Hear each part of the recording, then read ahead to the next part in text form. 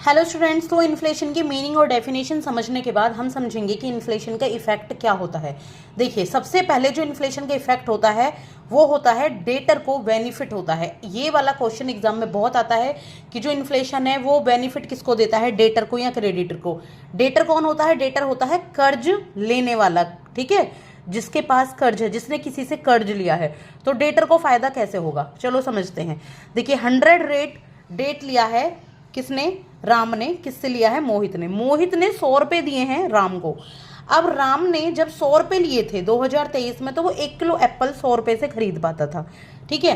अब मोहित को राम ने रुपए लौटाने हैं, राम ने मोहित को रुपए लौटाने हैं। तो मोहित ने मान लो ये रुपए लौटाए 2025 में, लेकिन 2025 में जब उसने 100 रुपए मोहित को लौटाए तो 150 किलोग्राम एप्पल हो गया था।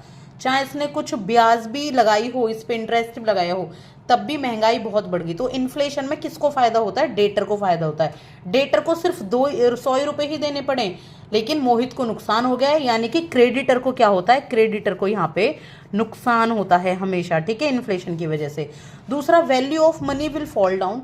आपकी जो वैल्यू ऑफ मनी है वो गिर जाएगी। आपने पैसे जमा कर रखे हैं थोड़े से, 100 रुपए, मान लो पैसे आपने 1000 रुपए जमा कर रखे हैं। तो भाई, जब 1000 रुपए की आप एक जीन्स खरीदते थे, लेकिन आपने 1-2 साल बाद वही 1000 रुपए फिर से जीन्स खरीदने के लिए निकाले, तो अब तो जीन्स 1500 रुपए की आ रही है, 1200 रुपए की आ रही है। तो वैल्यू किसकी? आपके पैसों की गिर गई। आपको अभी और पैसे इसमें ऐड करने, तब जाकर जीन्स आ पाएगी। जैसे कि 1 किलो मैंगो 50 रेट में आते हैं, अब 1 किलो मैंगो 70 रुपए में आएंगे।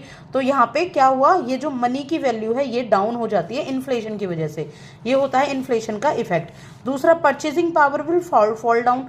यहाँ पे परचेजिंग पावर बिल्कुल गिर जाएगी। जहां 100 रुपए में आप कुछ सामान खरीद पाते थे, अब उसके लिए 150 रुपए लग रहे हैं। तो परचेजिंग पावर आपकी कम हो जाएगी, खरीदने की क्षमता। दूसरा, यहाँ पे आरबीआई जो है वो डियर मनी पॉलिसी लाएगा इस परचेजिंग पावर को, यहाँ पे परचेजिंग पावर को भी सही करने के लिए। दूसरा, इन्फ्लेशन को कंट्रोल करने के लिए लैंडिंग रेट्स को बढ़ा देगा, ये इफेक्ट आएगा। लैंडिंग क्या क्या करेगा? आरबीआई आरआर को बढ़ाएगा, सीआरआर को बढ़ाएगा, एसएलआर को बढ़ाएगा, एमएसएफ को बढ़ाएगा और बैंक रेट्स को बढ़ाएगा। गवर्नमेंट ऑफ इंडिया क्या करेगी? टैक्स कट कर देगी, सब्सिडी डाउन कर देगी, सब्सिडी नहीं देगी। जैसे सिलेंडर है ना, 1000 रुपए का 200 की सब्सिडी दे दी, अकाउंट में भेज दी कि खरीदो सिलेंडर, तो वो सब्सिडी कम कर देगी गवर्नमेंट और टैक्स भी कट कर देगी। टैक्स कट में क्या करेगी?